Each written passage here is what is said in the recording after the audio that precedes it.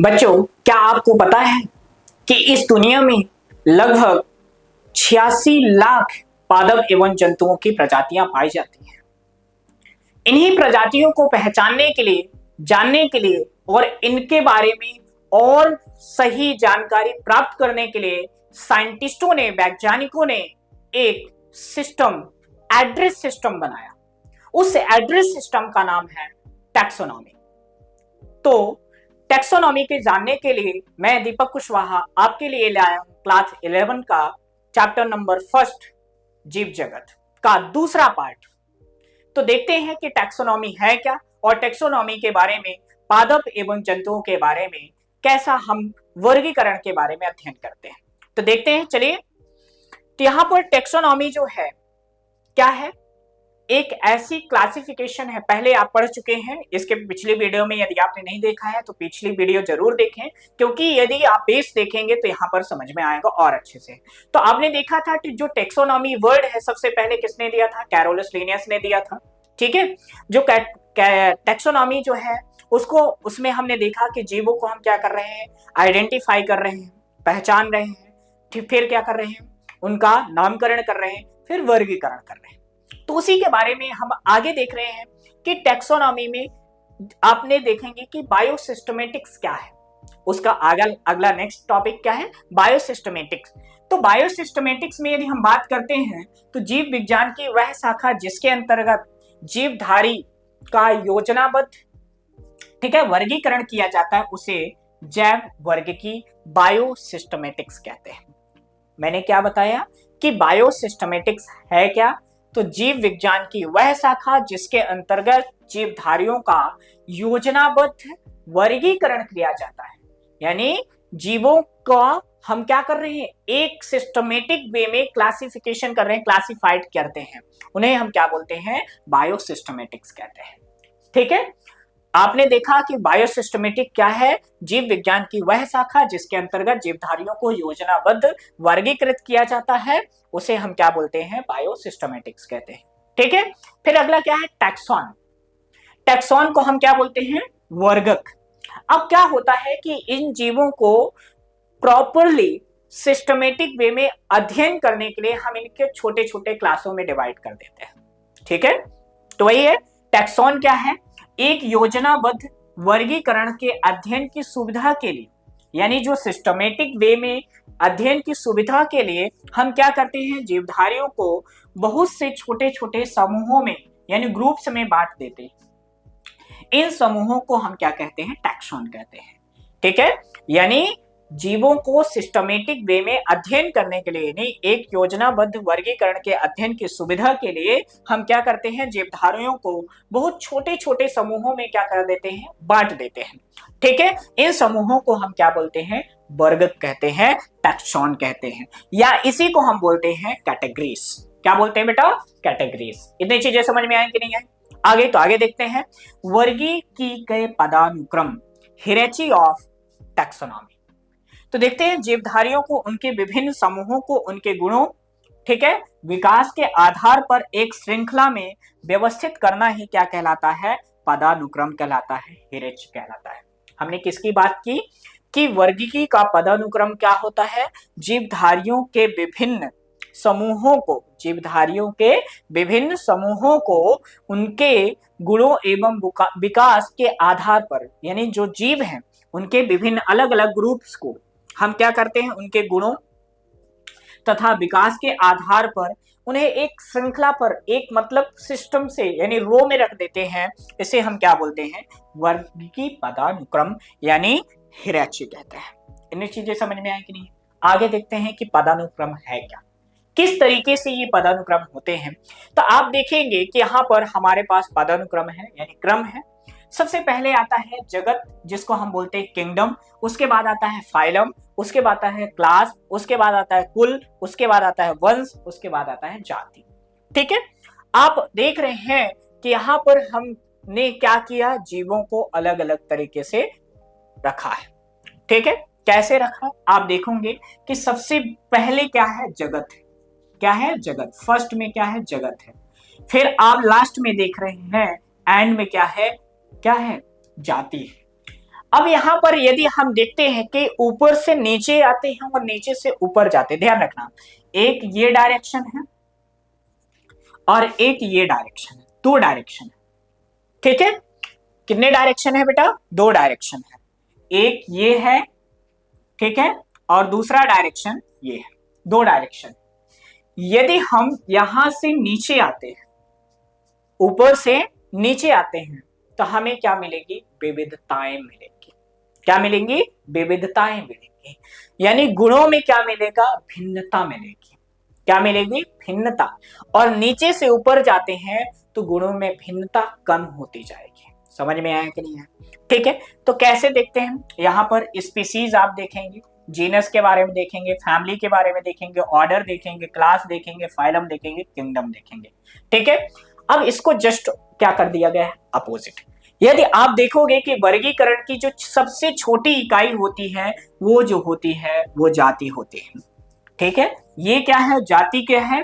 वर्गीकरण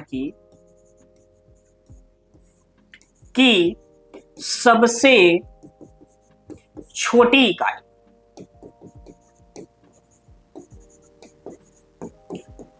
क्या है? वर्गीकरण की सबसे छोटी इकाई क्या है? जाति। और वर्गीकरण की सबसे बड़ी इकाई क्या है? किंगडम। वर्गीकरण की सबसे बड़ी इकाई क्या है? किंगडम। ठीक है, सबसे बड़ी इकाई।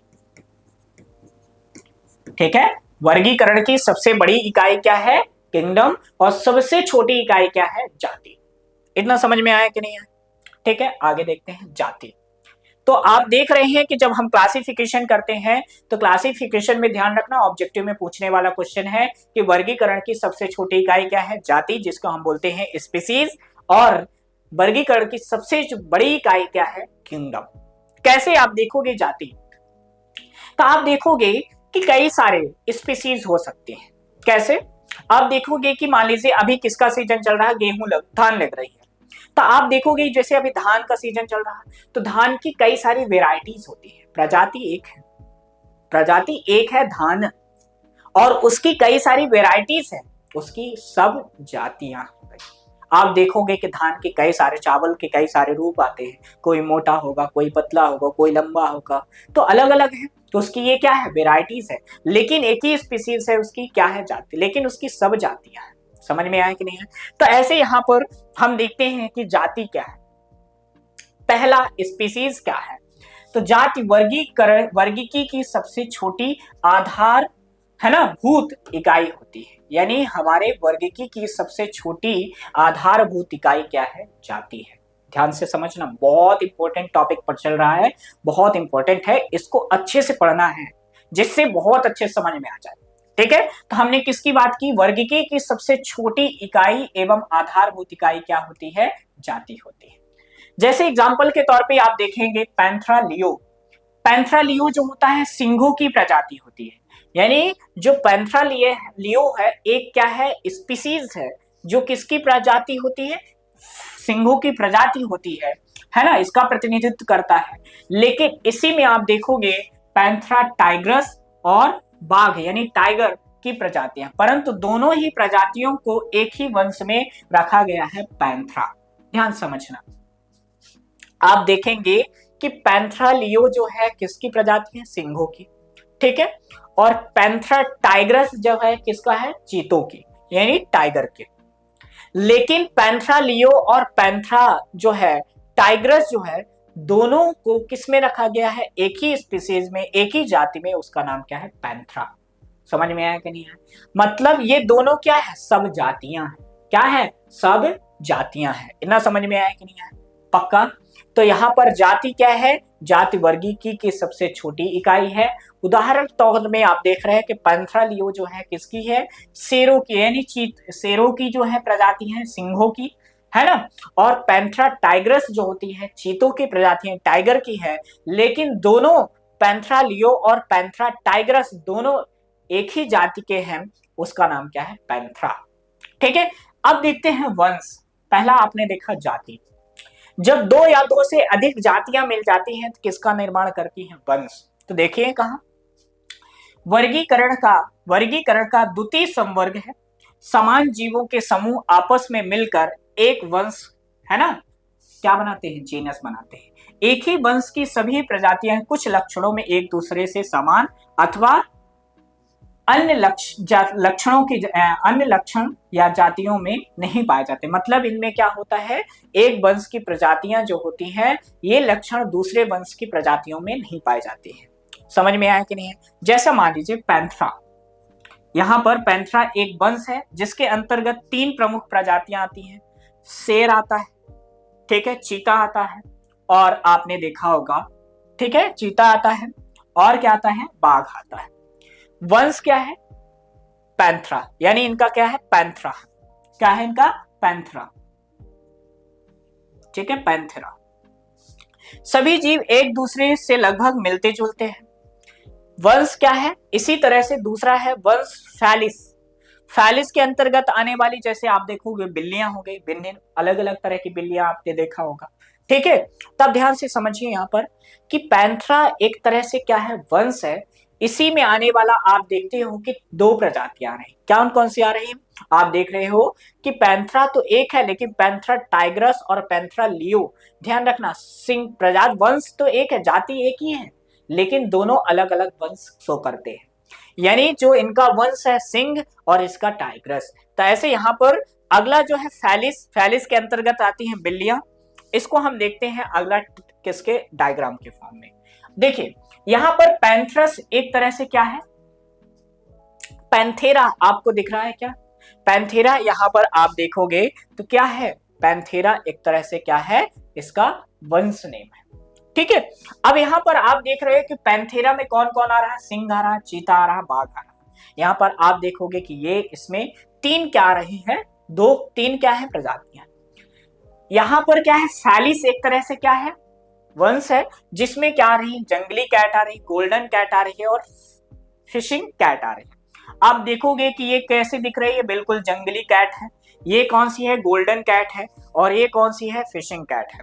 आप देखोगे कि ये तीनों जंगल में ही रहती है, जंगली कैट भी, गोल्डन कैट भी, और फिशिंग कैट भी, ये तीनों कहाँ की पाई जाती है, जंगल में भी पाई जाती है, आपके घरों में भी एक क्या कैट पाई जाती है ना। लेकिन ये सभी किस में आती है, एक ही वंश में आते हैं।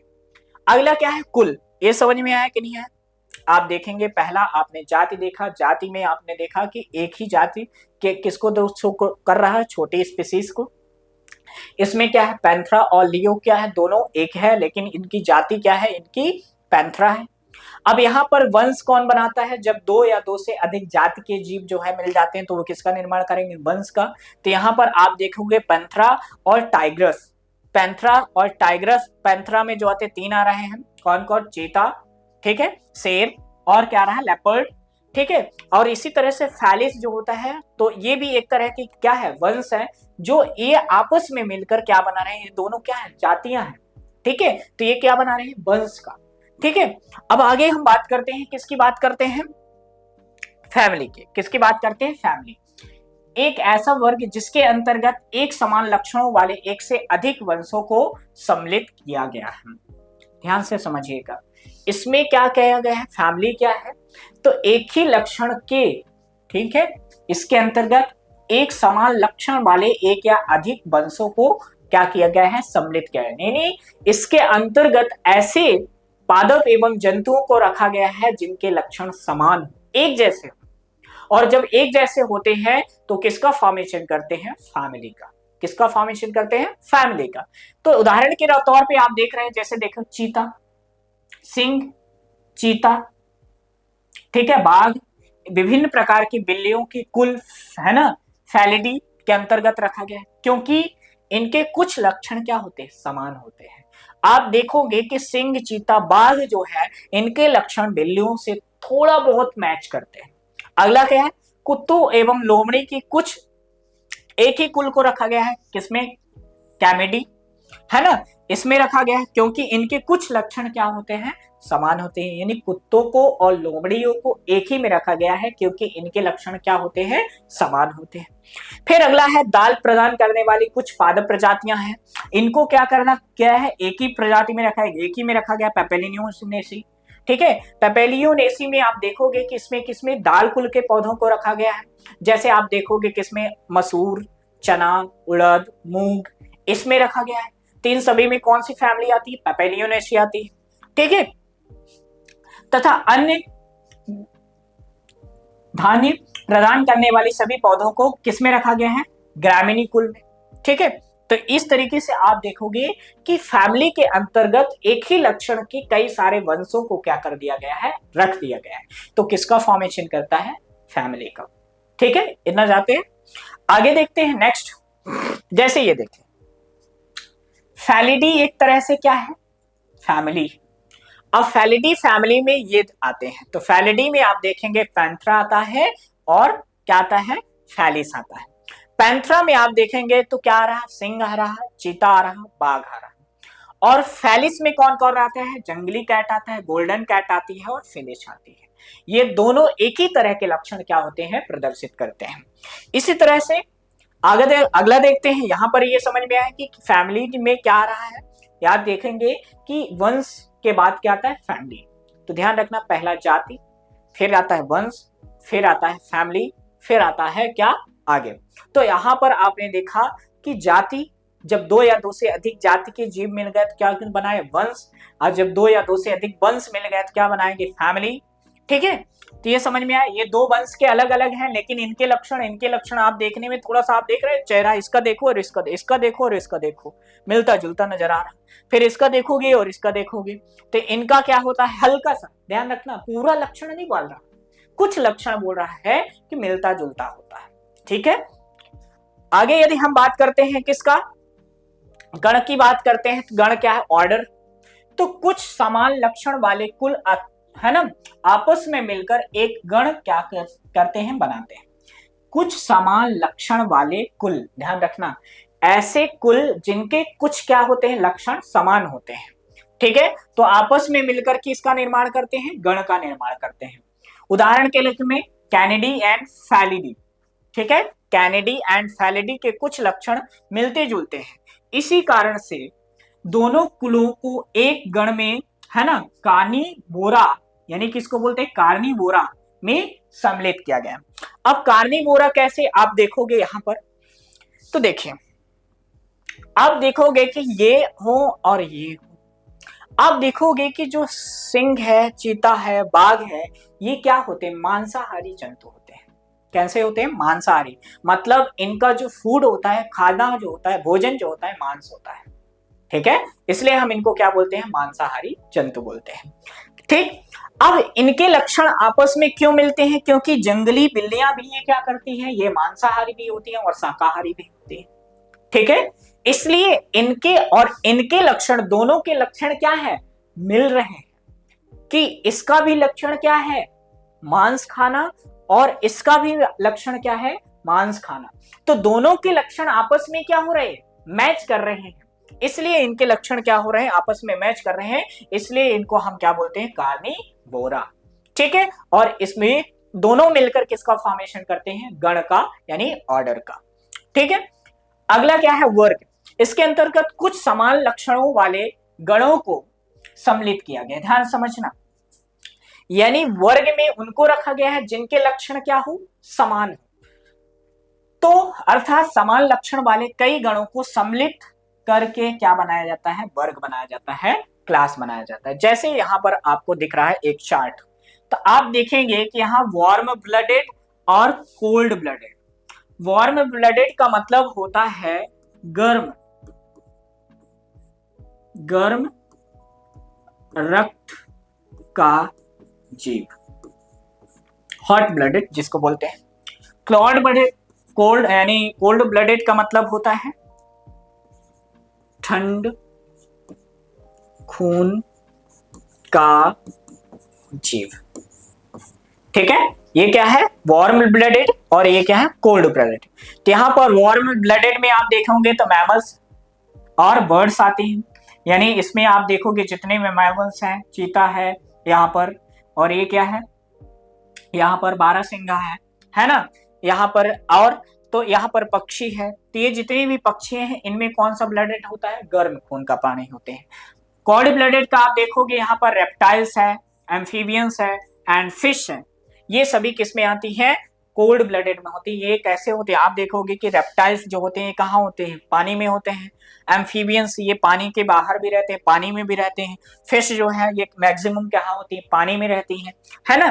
तो आप देखोगे कि इनमें क्या है, दो वर्गों में डिवाइड किया गया, warm blooded and cold blooded. ठीक है, तो दो तरह के प्राणी हो गए, तो इनके दोनों के अलग अलग क्या हो गए? लक्षण हो गए, है ना। तो इनके जो आगे यदि हम देखते हैं कि गण जो है, ऑर्डर जो है, दोनों के क्या है? अलग अलग है। इतना समझ में आया कि नहीं आया? पक्का। आगे देखते हैं संघ, फाइलम। तो फाइलम यदि हम देखते हैं, समान लक्षणों वाले कई वर्गों को एक संघ फाइलम बनता है। यानी जब समान लक्षण के कई सारे वर्ग आपस में क्या होते हैं? क्लास जो होते हैं आपस में मिल जाते हैं, तो किसका फॉर्मेशन करती हैं? फाइलम का फॉर्मेशन करते हैं। जैसे संघ कॉर्डेटा आपने देखा होगा, इसके अंतर्गत एम्फीबी आते हैं, रेप्टाइल्स आती हैं, एवीज आती हैं और मैमल्स आते हैं।